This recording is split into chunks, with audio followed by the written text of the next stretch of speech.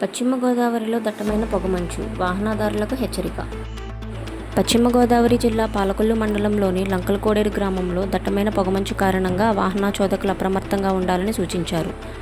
పొగమంచు వాహనాల రాకపోకలకు తీవ్ర అంతరాయం కలిగిస్తుంది. ఈ నేపథ్యంలో డ్రైవర్లు తగిన జాగ్రత్తలు తీసుకుంటే ప్రమాదాల బారి నుండి పడకుండా ఉంటారని అధికారులు తెలిపారు.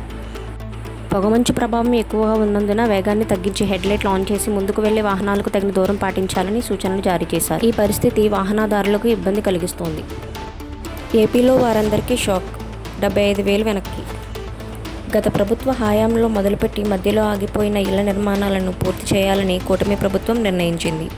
ఇంటి నిర్మాణానికి గతంలో బీసీలకు 50,000, ఎస్సీ ఎస్టీలకు 75,000 చొప్పున లబ్ధిదారుల ఖాతాలో డబ్బు జమ చేసింది.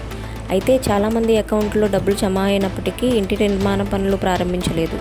దాంతో వారి ఖాతాల్లో జమ చేసిన డబ్బులు వెనక్కి తీసుకోవాలని ఉన్నతాధికారులు ఆదేశాలు జారీ చేశారు. మంత్రి నిమ్మలకు ఘన స్వాగతం. రాష్ట్ర జల వనరుల శాఖ మంత్రి నిమ్మల రామానాయుడు శనివారం జంగారెడ్డిగూడెం పట్టణానికి చేరుకున్నారు. స్థానిక కూటమి నాయకులు ఆయనకు ఘన స్వాగతం పలికారు. అనంతరం వేలేరుపాడులోని పోలవరం ప్రాజెక్టు నిర్వాసితులకు మంజూరైన పరిహార నిధులను పంపిణీ చేసే కార్యక్రమానికి ఆయన నాయకులతో కలిసి తరలివెళ్లారు. తాడేపల్లిగూడెంలో మాజీ మంత్రి విగ్రహావిష్కరణ. తాడేపల్లిగూడెంలో మాజీ మంత్రి పైడికొండల మాణిక్యాలరావు గారి 65వ జయంతి సందర్భంగా ఏర్పాటు చేసిన విగ్రహాన్ని ఎమ్మెల్యే బొలిశెట్టి శ్రీనివాస్ గారు, కేంద్ర మంత్రి భూపతిరాజు శ్రీనివాస్ వర్మ శనివారం ప్రారంభించారు. చిన్ననాటి నుండే రాష్ట్రీయ స్వయం సేవక్గా భారతీయ జనతా పార్టీలో సాధారణ కార్యకర్తగా ప్రస్థానం మొదలుపెట్టి ఎమ్మెల్యేగా, మంత్రిగా విశేష సేవలు అందించారన్నారు. వేగవరం గ్రామంలో కూటమి నాయకుల పెన్షన్ పంపిణీ.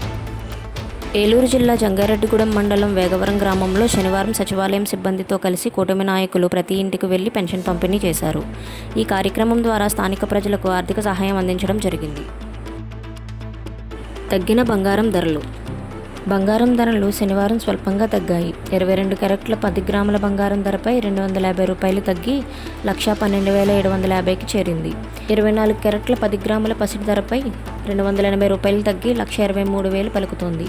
వెండి ధర భారీగా పెరిగింది. కేజీ వెండిపై ₹1,000 పెరగడంతో ₹166,000 వద్ద ధర కొనసాగుతుంది. తెలుగు రాష్ట్రాల్లో ఇవే ధరలు ఉండనున్నాయి.